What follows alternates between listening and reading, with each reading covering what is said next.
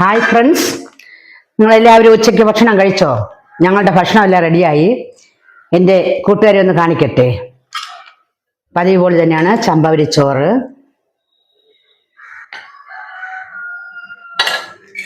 ഇത് ഇടിച്ചക്ക തോരൻ. ഈ ചക്ക ഞങ്ങളുടെ പ്ലാവിലുള്ള ചക്കയാണ്.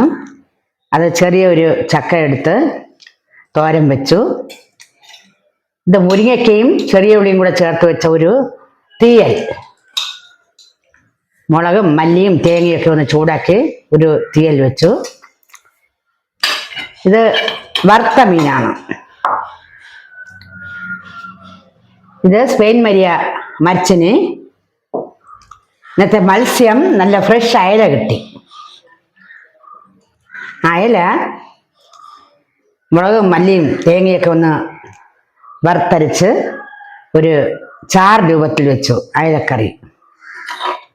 ഇത്രയൊക്കെ തന്നെയാണ് ഇന്നത്തെ ഉച്ചയൂണ് വിശേഷങ്ങൾ. പിന്നെ അച്ചാറുണ്ട്.